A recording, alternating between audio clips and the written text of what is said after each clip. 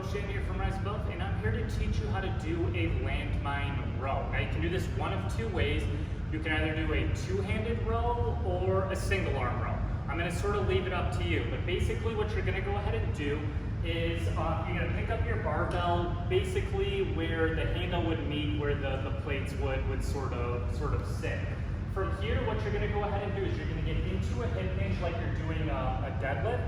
And I'm doing our single arm row right now. We're basically going to take that hand and you're going to bring it up towards your basically chest midsection, pulling that elbow as far back as you can. And say, like I said, this is the single arm row is where we're doing this. A couple key things here. Making sure we're not rounding the back, making sure we're staying in a nice hinged position. And then basically you can sort of play around this, meaning you can stand a little bit more forward and you're going to row to sort of a different place on your midsection. So depending on how far forward you stand or how far back, your hand is going to basically be rowed to a different part. If you're not sure where to stand on this, play around with it. Nothing is perfect, but make sure you do the same amount of reps on both sides from a single hand. Perspective, meaning if you start with your left, make sure you do the same amount on your right.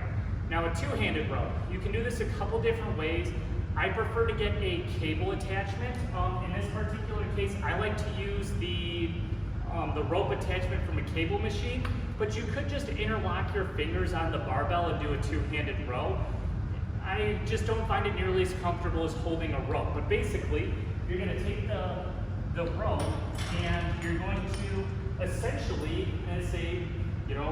put it right smack dab at the end here so it sticks.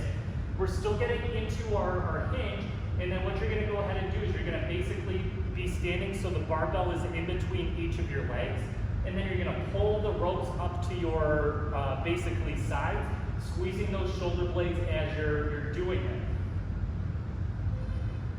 And that's how you do your barbell row in two different variations.